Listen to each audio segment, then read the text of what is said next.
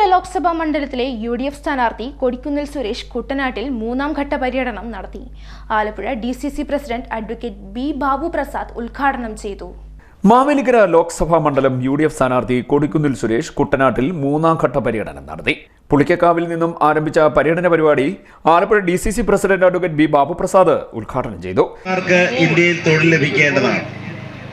പക്ഷേ ആ 20 കോടി ചെറുപ്പക്കാർക്ക് തൊഴിൽ ലഭിക്കുന്നതിന് പകരം തൊഴിൽ കൊടുത്തുകൊണ്ടിരുന്ന ഇന്ത്യൻ നാഷണൽ കോൺഗ്രസ് 77 വർഷങ്ങൾക്ക് മുമ്പ് ഈ രാജ്യത്ത് സ്വാതന്ത്ര്യം പ്രാപിച്ചപ്പോൾ ഇന്ത്യൻ നാഷണൽ കോൺഗ്രസ് കെട്ടിപ്പടുത്ത പൊതുമേഖലാ സ്ഥാപനങ്ങൾ ജോർജ് മാത്യു പഞ്ഞിമരം അധ്യക്ഷനായി. കേന്ദ്ര സർക്കാരിന്റെ വികലമായ കാർഷിക നയം മൂലം രാജ്യത്തെ കർഷകർ കടുത്ത പ്രതിസന്ധിയിലാണെന്ന് കൊടിക്കുന്നിൽ സുരേഷ് പറഞ്ഞു.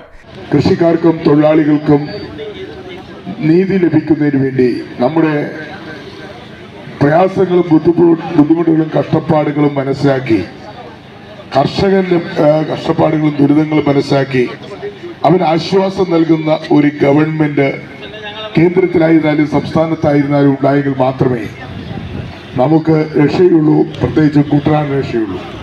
മൻമോഹൻ സിംഗ് സർക്കാർ 72,000 കോടി രൂപയുടെ കടം എഴുതി തള്ളി. കർഷകരെ ചേർത്ത് നിർത്തിയപ്പോൾ മോദി സർക്കാർ 3 കർഷക വിരുദ്ധ കരിനിയമങ്ങൾ ഉണ്ടാക്കി കോർപ്പറേറ്റുകളെ സഹായിക്കുന്ന നിലപാടാണ് എടുത്തതെന്നും കൊടിക്കുന്നിൽ സുരേഷ് പറഞ്ഞു.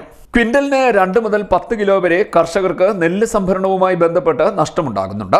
കർഷകരിൽ നിന്നും നെല്ല് സംഭരിച്ച് സമയബന്ധിതമായി വില നൽകേണ്ട ചുമതല സംസ്ഥാനത്തെ കൃഷി, സിവിൽ സപ്ലൈസ് വകുപ്പുകൾക്കാണ്. ഈ വകുപ്പുകളുടെ കെടുകാര്യസ്ഥതയാണ് കുട്ടനാട്ടിലെ നെൽകർഷകർ നേരിടുന്ന ഏറ്റവും വലിയ വെല്ലുവിളിയെന്നും കൊടിക്കുന്നിൽ സുരേഷ് പറഞ്ഞു. Advocate Jacob Abraham, K. Gopakumar, Thankachan Vazhachira, Chekkodan, CV Rajeev എന്നിവർ നേതൃത്വം നൽകി. CD net news, Harippad.